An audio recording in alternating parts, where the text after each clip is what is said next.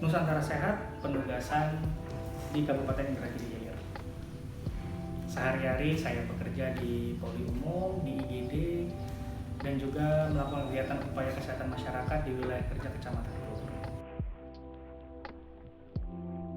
COVID-19 adalah singkatan dari Coronavirus Disease 2019, yaitu penyakit yang dicirikan atau dikriteriakan dengan keluhan berupa gejala demam, batuk, sakit tenggorokan, sakit pernapasan yang pertama kali diidentifikasi di daerah Wuhan, China.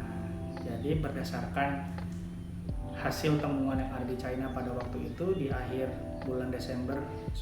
awal Desember akhir November 2019 itu ditemukan suatu varian virus baru, dan pada bulan Maret 2020 itu secara resmi diberikan nama COVID-19 oleh WHO. Jadi secara prinsip penyakit coronavirus disease ini adalah penyakit baru yang pertama kali ditemukan di Wuhan dan secara umum menyerang sistem pernafasan kita dengan gejala yang ringan sampai paling berat. Kurang lebih begitu.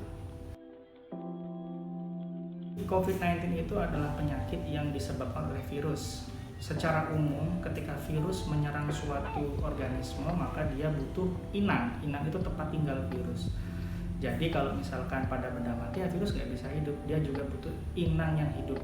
Lalu virus pun butuh tempat tinggal yang cocok ya. Jadi karakteristik virus COVID-19 ini dia akan menempel pada suatu reseptor yang nama reseptornya itu adalah reseptor ACE, yang kebanyakan reseptor ACE ini terdapat pada saluran pernafasan.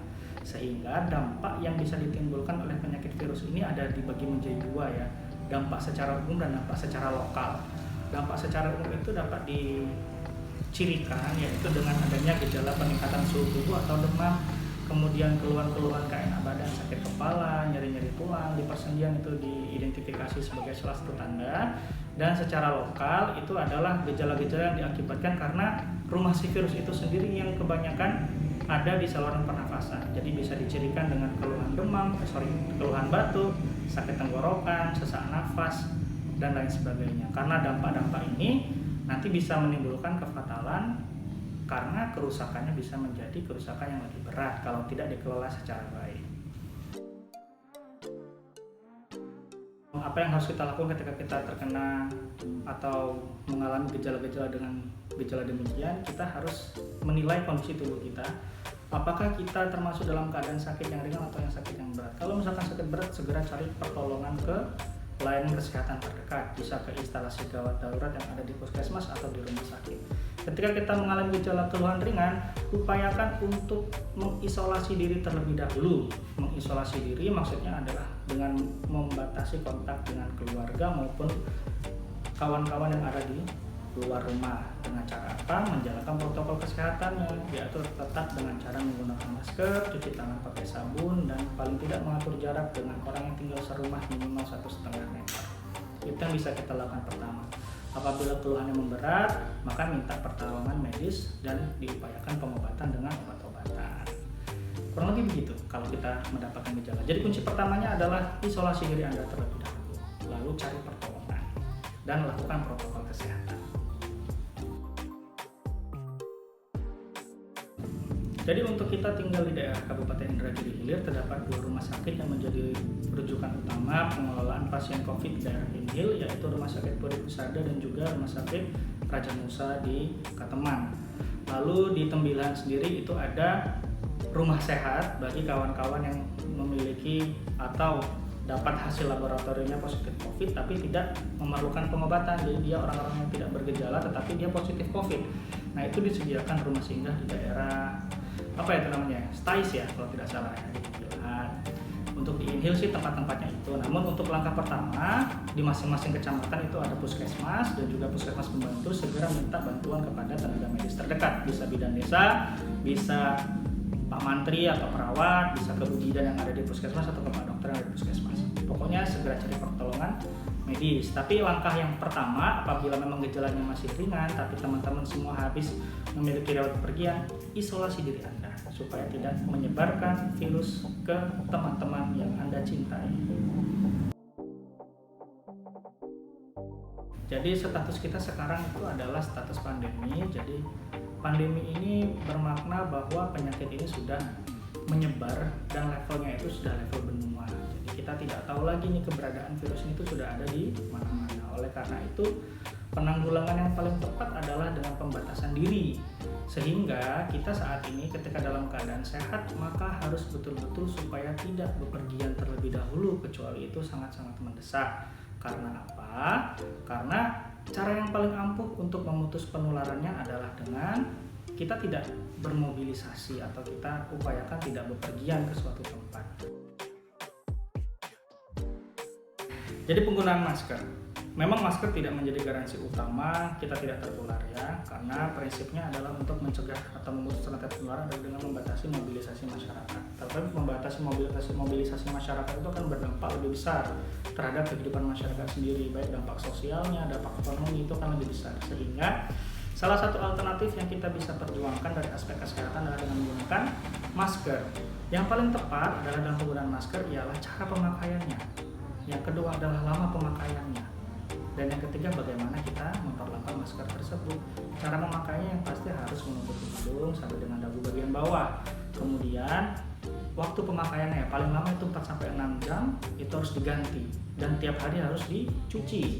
Jadi tidak masalah mau masker kain yang seperti apa, pada prinsipnya baik minimal untuk mencegah. Jadi prinsip penggunaan masker adalah masker saya melindungi Anda, masker Anda melindungi saya. Jadi kita memutuskan rantai penularannya meskipun tidak 100% efektif, tapi itu adalah upaya yang saat ini bisa kita kembangkan, kita budayakan bagi seluruh masyarakat Indonesia. Jadi jangan dulu berpikir masker ini tidak efektif, harus masker yang seperti ini.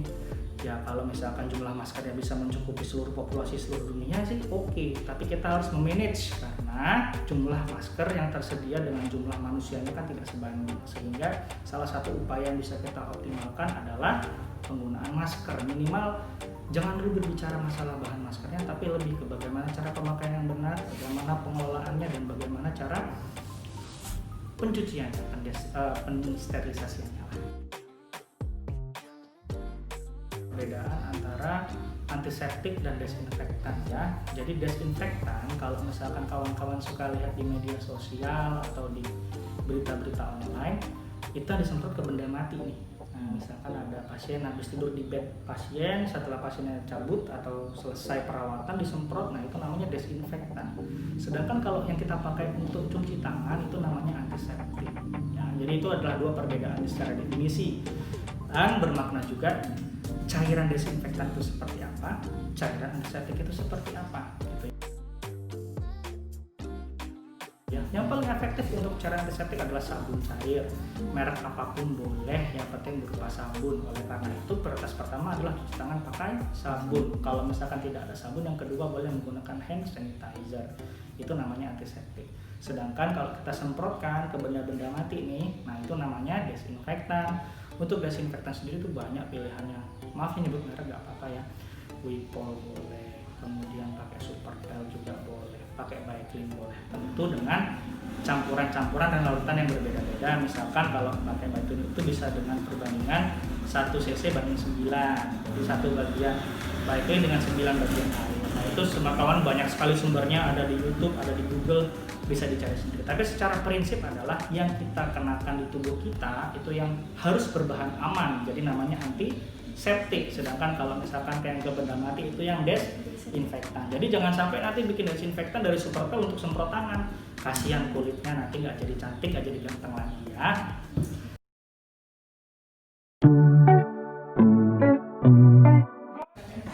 Oke, buat masyarakat Pulau Burung yang kami cintai, kami banggakan, jangan lupa meskipun kita sudah memasuki era new normal, yang berubah itu adalah yang kita harus perhatikan adalah kata new-nya ya, bukan normalnya. New-nya itu ya, barunya itu.